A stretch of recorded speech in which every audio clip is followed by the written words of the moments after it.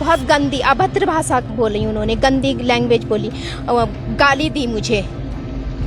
और जब मैंने उन्हें मना करा, मैंने कहा तुम जाओ यहाँ से, तो उन्होंने मेरा हाथ पकड़ लिया, हाथ में निशान डाला। ये हाथ में निशान न खून के पड़े हुए, उन्होंने इतनी बदतमीजी से मेरा हाथ पकड़ा।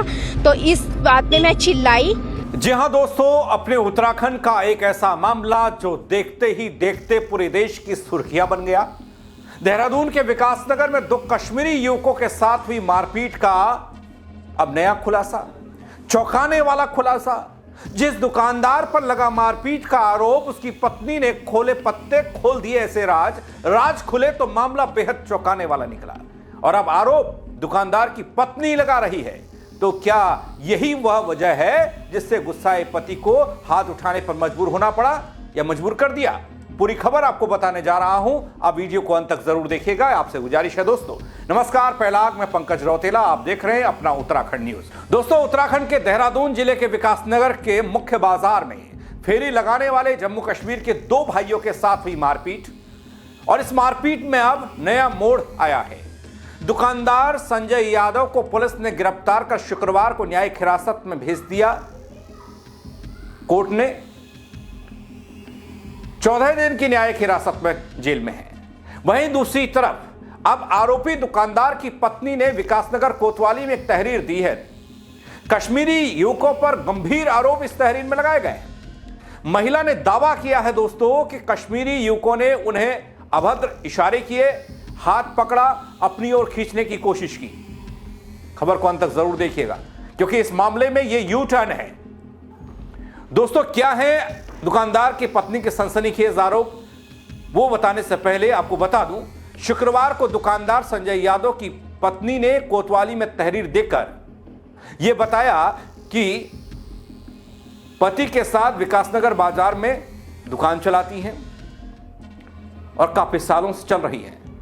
घटना के दिन जम्मू कश्मीर के रहने वाले दोनों युवक उनकी दुकान पर आए। कुछ सामान खरीदने के बहाने उन्होंने अभद्र इशारे किए और विरोध करने पर हाथ पकड़कर खींचने लगे। इसी बीच उसके पति ने यानी बकौल महिला युवकों को रोकने की कोशिश की, जिससे विवाद बढ़ गया, मारपीट हो गई। वहीं दोस्तों, महिला ने कश्मीरी युवकों की इस बात को सिरे से नकार दिया कि पहले उनकी जाति या धर्म को पूछा गया। महिला ने कहा, हम 30 से 32 साल हो गए कि दुकान चला रहे हैं, लेकिन कभी इससे पहले ऐसा नहीं हुआ। हम दुकानदारी करने बैठे हैं कि हम सब लोगों से पहले आप हिंदू हो या मुस्लिम हो ये पूछकर सामान देंगे। और भी कई बातें की। पहले सुनिए महिला ने क्या कहा।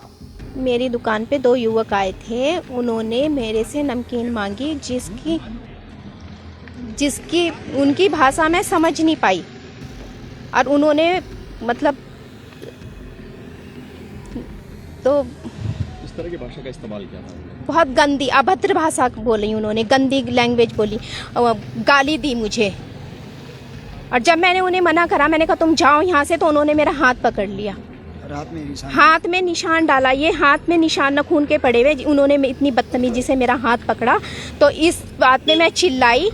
और इतने में मेरे पति आए पीछे से, तो उन्होंने उन्हें हटाया कि जाओ यहाँ से, पीछे हटो, छोड़ो हाथ। नहीं हटे वो पीछे। उन्होंने कहा तू क्या कर लेगा हमारा, मैं तो यहीं पर ही रहूँगा, मैं नहीं जाता यहाँ से।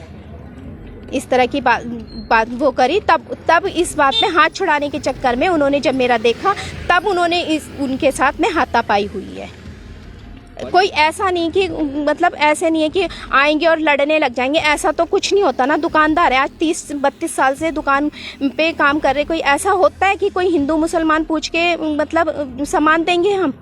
हमारे यहाँ तो पता नहीं कितने मुसलमान भाई आते हैं सामान लेने के लिए। सारा हमारा दुकानदारी उनसे चलती है, तो हम क्यों ऐसा करेंगे? दोस्तों, इतना भर नहीं है। महिला का कहना यह कि युवकों ने उसके पति पर हमला किया, कुछ अन्य लोगों को भी बुला लिया, जिससे स्थिति बिगड़ी। पुलिस ने यह बताया कि तहरीर में लगाए गए आरोपों की जांच हो रही है और तथ्यों के आधार पर कार्रवाई। लेकिन महिला के आरोप थमने का नाम नहीं ले रहे। मैं क्या बताऊं सर, अब आप ही बताओ कि जब हमने इस मामले में हमें पता ही नहीं कि कौन हिंदू कौन, हम सामान देंगे, हिंदू मुसलमान क्यों करेंगे? आप बताओ। मगर वो लोग क्या कर रहे हैं, हम क्या कह सकते हैं? अब आप ही बताओ ना। उन्होंने तो इतनी बड़ी बड़ी बातें बता दी हुई, हमने तो कुछ नहीं करा। अभी आपने तहरीर दी है यहाँ पर? जी बताया मैंने। पुलिस को बताया आपने सब कुछ? बताया था, घर पे गए थे पुलिस वाले, उनसे भी बात हुई थी कि इन्होंने छेड़छाड़ करी मेरे साथ, गंदे इशारे करे, उन्होंने गंदी बातें बोली हैं, गंदी जबान बोली है, इन्होंने गालियां दी हैं मुझे। तो मेरे पति कुछ नहीं करेंगे, मतलब खड़े रहेंगे, देखते रहेंगे कि उनकी वाइफ के साथ क्या हो रहा है, वो खड़े देखते रहेंगे। ऐसा तो नहीं होने का ना सर। आप ही देखेंगे तो आप क्या पीछे हटेंगे? चाहे आप हिंदू हो चाहे मुसलमान हो, किसी भी औरत के साथ गलत होगा तो आप देख लेंगे क्या? जो दोनों कश्मीरी हैं उनके जो चोटें लगी हैं, उनका साफ तौर पर कहना है कि पहलगाम से मामला जोड़ा जा रहा है कि उन्होंने पहलगाम को लेकर हमारे ऊपर अटैक किया है। सर ये क्या होगा, ऐसा तो कुछ नहीं है। हमें क्या मतलब, हम सामान बेचें कि पहलगाम का मुद्दा उठा के बैठ जाएं वहाँ पे? हमें सामान बेचना है अपना। ये है ना, रीना यादव है मेरा नाम।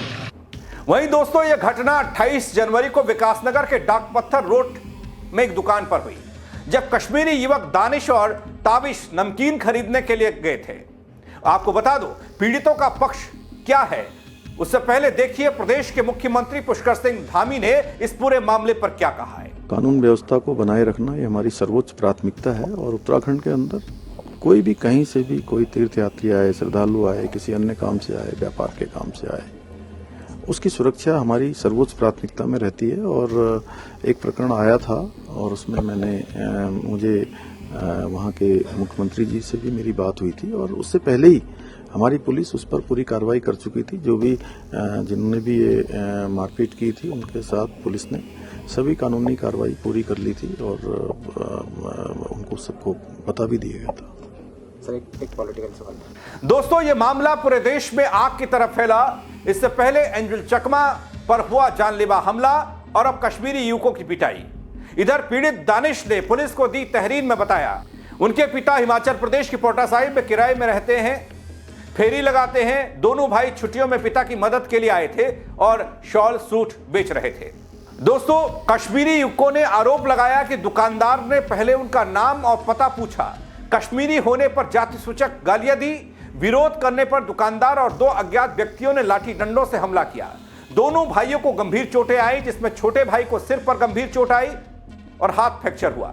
दोस्तों इस आधार पर विकासनगर बाजार पुलिस चौकी प्रभारी ने दुकानदार संजय यादव के खिलाफ मुकदमा दर्ज किया और गिरफ्तारी हुई। इधर पुलिस के अनुसार दोनों पक्षों की तहरीर पर जांच हो रही है। मुख्य आरोपी संजय यादव को गिरफ्तार कर न्यायिक हिरासत में भेज दिया गया। मामले में सांप्रदायिक पहलू और अभद्रता के आरोपों की जांच हो रही है गहनता से। विकासनगर मामले में पुलिस अब दोनों पक्षों के आरोपों की जांच कर रही है, यह दावा है। असली सच्चाई सामने आने तक सभी को शांति बनाए रखने की अपील की जा रही है। लेकिन अब महिला के इन आरोपों पर क्या एक्शन लेगी पुलिस? कितनी सच्चाई है इन आरोपों में? क्या हुआ था? क्योंकि जिस तरीके से एकाएक ये आग पूरे देश में फैली और जम्मू कश्मीर से फोन दनादन उत्तराखंड की सरकार को आने लगे, वहां के मुख्यमंत्री ने फोन कर सीधे धामी से सवाल करने शुरू कर दिए। ऐसे में अब महिला के लगाए गए आरोप कितने गंभीर हैं, कितने सनसनीखेज हैं, क्या खुलासा नया होगा, पुलिस क्या उस तह तक पहुंच पाएगी, यह देखना होगा। नया अपडेट क्या होगा वो आप तक जरूर पहुंचाऊंगा। लेकिन इस नए खुलासे पर, इस नए मोड़ पर आप क्या कहेंगे कमेंट के जरिए जरूर बताइएगा। खबर को शेयर करिएगा। मेरे साथ जुड़ने के लिए आप सबका बहुत शुक्रिया। जय उत्तराखंड डगड़ियों। बहुत गंदी अभद्र भाषा बोली उन्होंने, गंदी लैंग्वेज बोली, गाली दी मुझे। और जब मैंने उन्हें मना करा, मैंने कहा तुम जाओ यहाँ से, तो उन्होंने मेरा हाथ पकड़ लिया, हाथ में निशान डाला। ये हाथ में निशान न खून के पड़े हुए। उन्होंने इतनी बदतमीजी से मेरा हाथ पकड़ा तो इस बात में मैं चिल्लाई।